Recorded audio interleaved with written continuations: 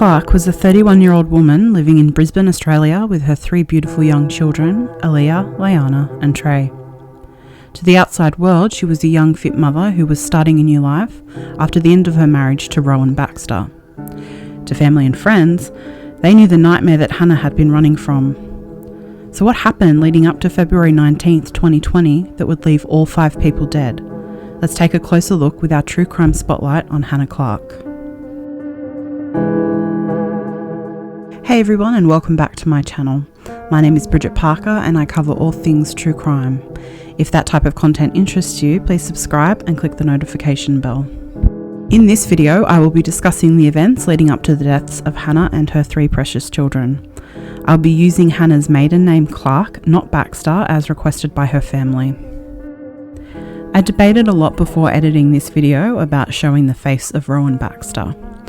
Ultimately, I decided that the world should see the face of evil. The face of a man who took the lives of 3 little children, his children, and his ex-partner Hannah, who just wanted a life away from his constant torment. The world should know who he really was, so take a good look at his face.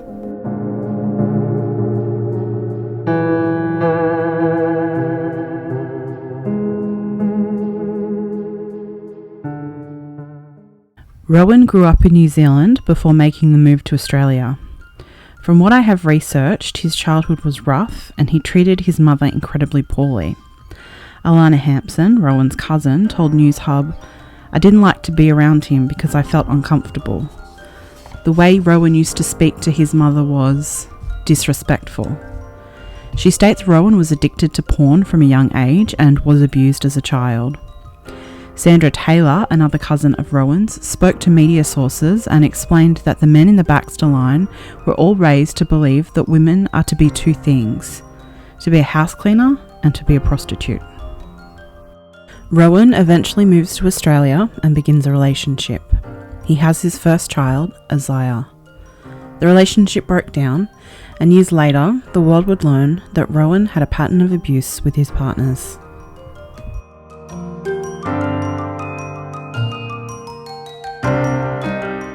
Hannah and Rowan met in 2009 when Hannah was just 20 years old. Rowan was 11 years her senior. They shared a love of fitness. Hannah was an accomplished athlete, receiving gold and silver medals in international trampolining gymnastic events. Hannah is described as a positive, bubbly woman who lit up any room she walked into. Rowan was also an athlete, but some would say not as talented as his better half. In 2004, he was playing rugby union, but switched to rugby league as he felt he was being overlooked for selection. Disturbingly, the reason he was continually overlooked for matches was allegedly because he had an anger problem. Baxter told the Daily Post in an interview, "Word got back to me, Bay of Plenty, thought I had anger problems. I pulled out. I thought, blow this, they keep bringing players from outside the union. It was hard, especially coming through the grades. To be treated like that was pretty stink." There may have been something to that though, as Otago Daily Times reports that he was involved in 2 rather vicious brawls whilst playing with the rugby club Te Puke in 2002 and 2003. Apparently, in one such incident, he ran onto the field from the reserve bench and started throwing punches. Rowan's claim to fame was being a professional National Rugby League player for the New Zealand Warriors, despite never actually playing a fully fledged game. In 2005, he played a pre-season game against the Eels, but that's it as far as his career went.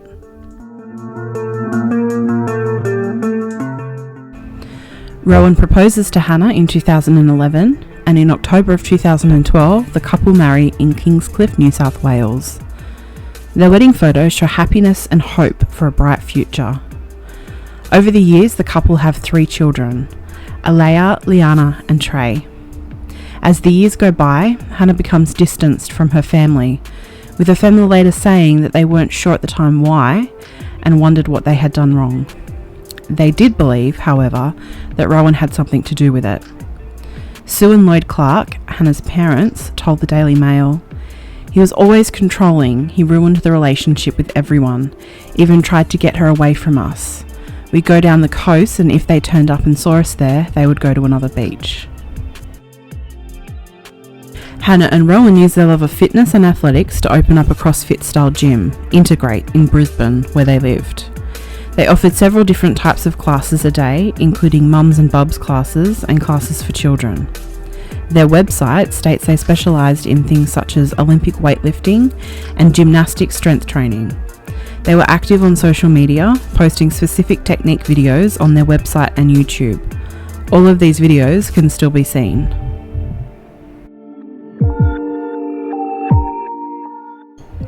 Whilst on social media the family look happy and successful with their gym, behind the scenes things are far from perfect. Things changed in 2019 with Hannah and Rowan.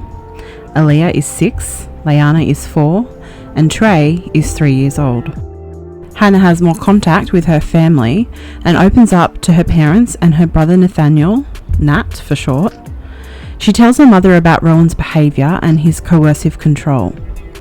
Sue tells a current affair that Hannah would often call her to complain about his behaviour, but minimalise it and would say that she's just venting. Her friends know things aren't good in the relationship as well. Lou Farmer, one of Hannah's best friends, tells ABC that she noticed signs of problems with Hannah and Rowan's relationship a few years ago.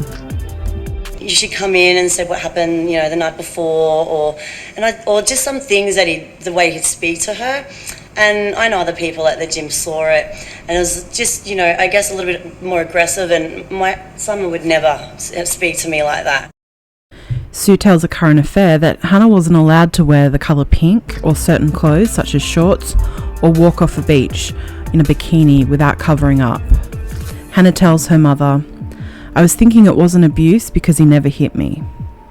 Lloyd tells the current affair that it was always Rowan's way or the highway.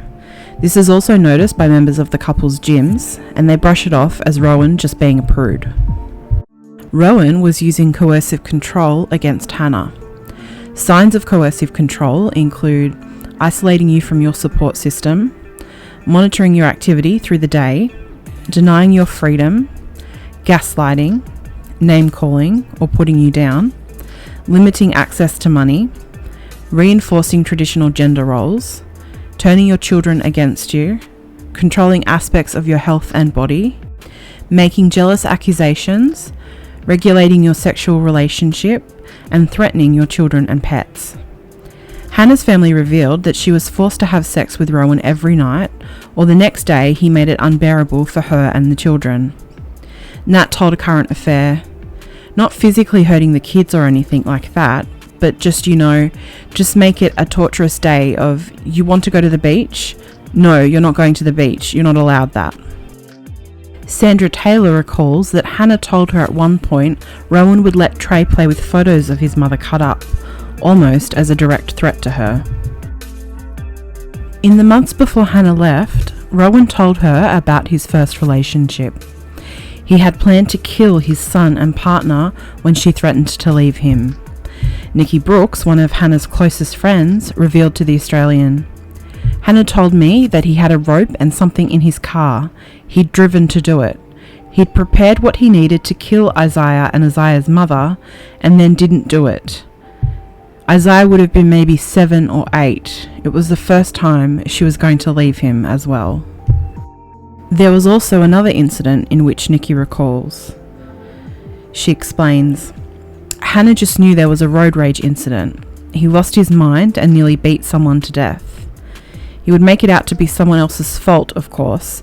Someone did something and he acted the way he did because he had a baby in the car."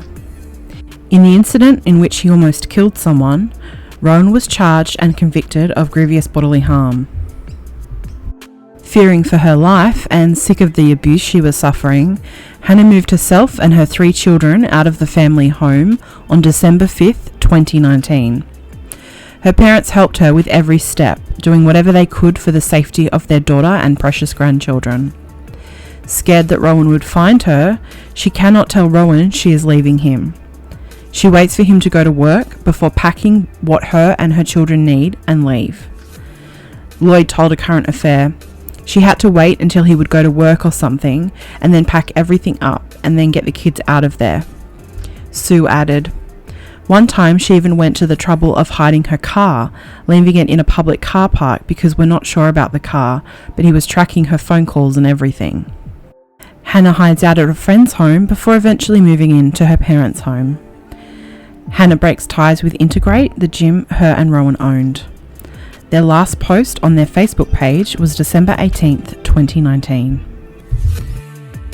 This is the turning point, and Rowan ramps up his stalking of Hannah. He goes as far as to hack Hannah's phone so that he can see personal conversations she is having. In leaving Rowan, leaving the control he had over her, it has sparked something in Rowan that will soon turn deadly.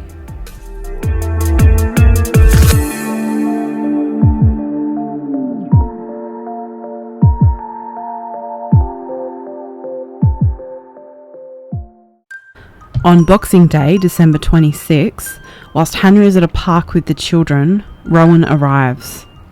Rowan picks up Leanna and runs to his car with her. Little Leanna is terrified and screaming for her mum. Rowan throws her into the front seat, which results in her bumping her head. As he speeds off, he yells out to Hannah, "This is all your fault." An onlooker nearby is so alarmed at what they see, they call police. Rowan takes Leanna interstate to Pottsville, New South Wales, and keeps her for 4 days before returning her to Hannah. After this terrifying incident, Hannah applies for a domestic violence order, a DVO, restricting Rowan from both Hannah and the children. It is granted in early January of 2020. Nat Clarke tells media that on New Year's Eve, his sister was so excited for the new year. For her, it was a fresh start, a second chance.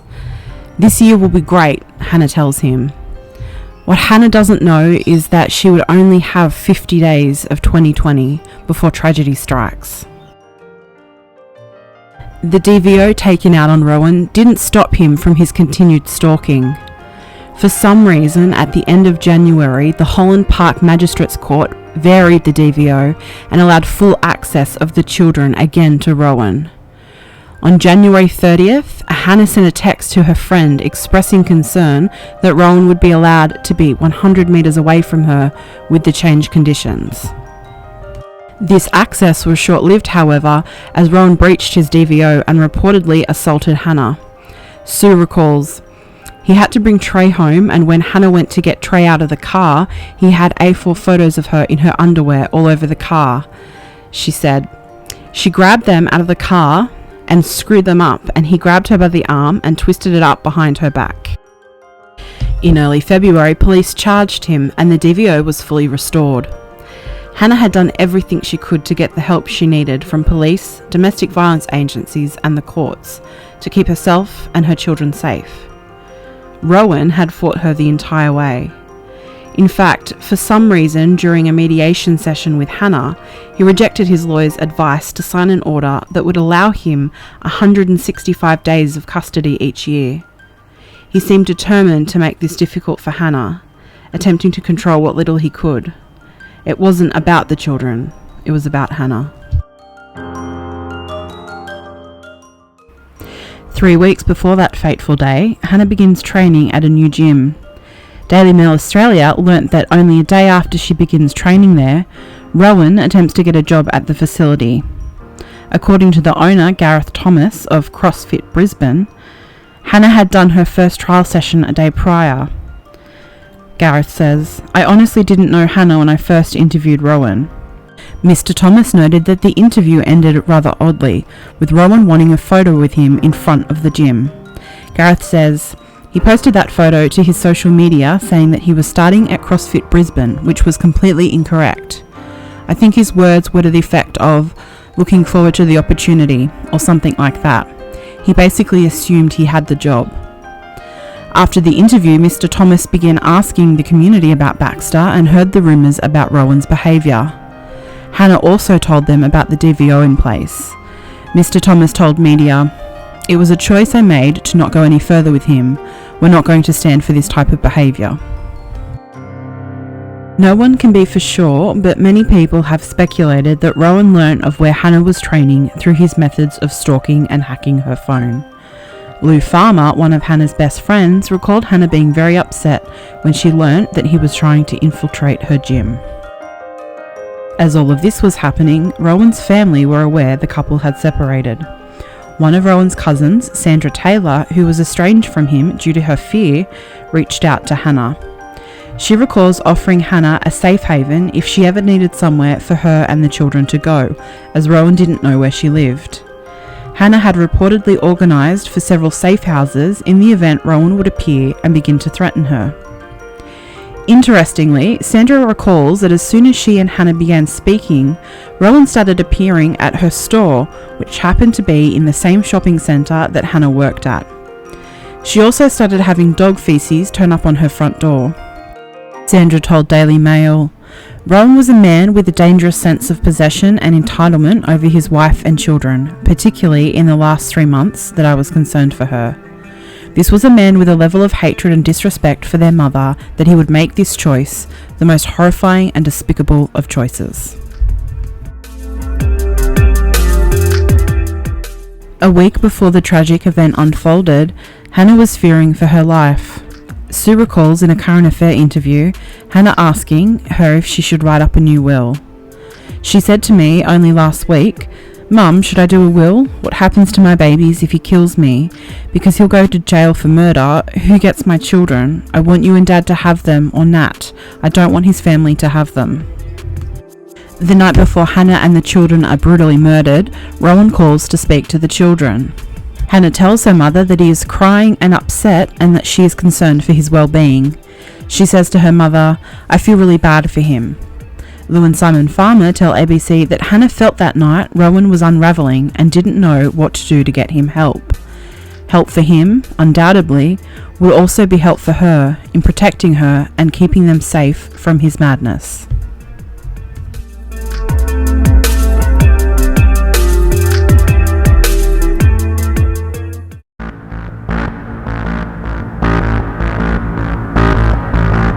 The morning of February 19th, 2020 was like any other. At 6:30 a.m, Hannah texted her local cafe, Blackbird Espresso, her coffee order and went to pick it up. The kids got ready for school and Hannah got ready to drop them off. Today though, things are different and the sequence of events will change the lives of many. Lloyd Clarke details to the Daily Mail the events of that morning. Hours before the tragedy, Rowan purchases petrol from a local petrol station to use in this shocking crime. Just before 8:20 a.m, Hannah sets off on her usual route from her parents' home on Raven Street, Camp Hill, for the morning school run. It is believed that Rowan must have been hiding behind Sue and Lloyd's home or one of the neighbour homes, ready to attack at a moment's notice. Hannah gets the children into her white Kia Sportage car and goes to the back seat to buckle 3-year-old Trey in. At around 8:20 a.m, Rowan somehow manages to get inside Hannah's car, possibly due to the knife he had. It's an ambush. Inside the car is Rowan, Hannah, Aaliyah, Leanna and Trey. All 3 children are buckled into their seats. What happens next is something that will live in the hearts and minds of many as one of the most horrific acts of violence. Rowan holds a knife to Hannah's throat and instructs her to drive. Lloyd says, "She got down to the corner here, turned left and saw a neighbour washing his car and drove towards him to get help." This neighbour is Michael Zemek. As Hannah does this, Rowan pours petrol on himself, Hannah, and their 3 innocent children. Hannah screams at Mr. Zemek, "He's poured petrol on me," in a bid to be helped. At this moment, Rowan Baxter, the monster, lights the fire. The car explodes, with witnesses saying they heard up to 4 blasts. This brings people outside to discover what's happened. Somehow, brave, strong and courageous Hannah manages to get out of the burning car and rolls on the ground screaming. Mr. Zemek and others rush to hose her down. Mr. Zemek suffers with minor burns to his upper body and face as a result. A neighbour tells the Courier Mail, "She was awake and conscious and completely aware of what had happened. Skin was peeling off her and she held her hands up. Bits were hanging off. It was really quite horrific." Hannah never forgets about her precious children. She calls out, "My children are in the car, save my children." As this is happening, witnesses are desperately trying to put out the fire and see if anyone else is in the car, but Rowan fights them off. He dives back into the car to get the knife to fight off anyone attempting to save the children.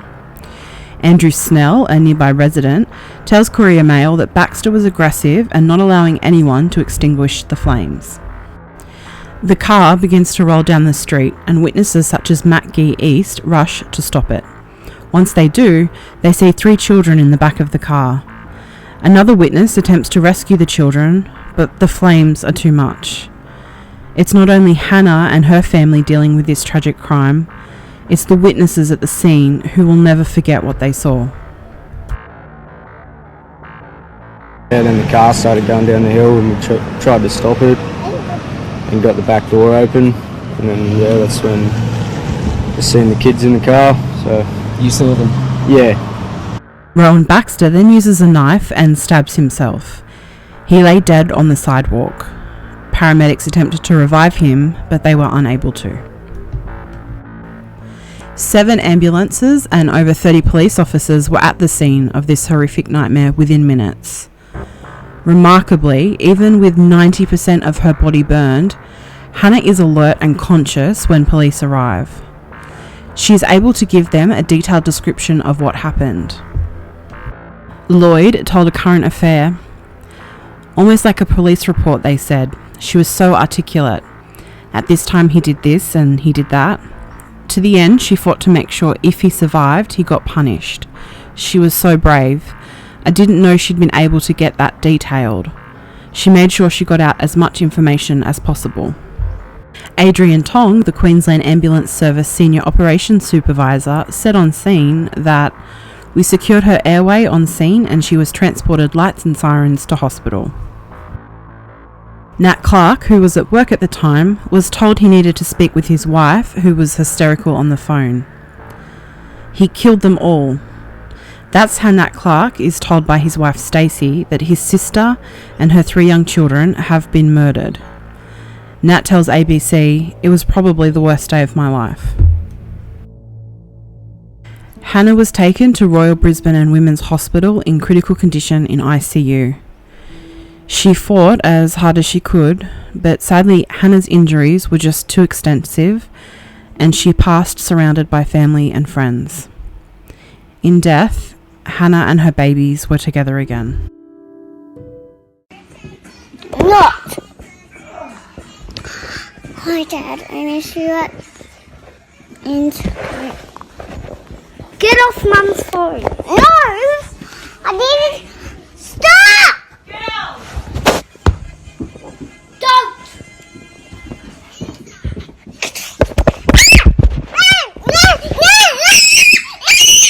Okay, Christmas is cancelled!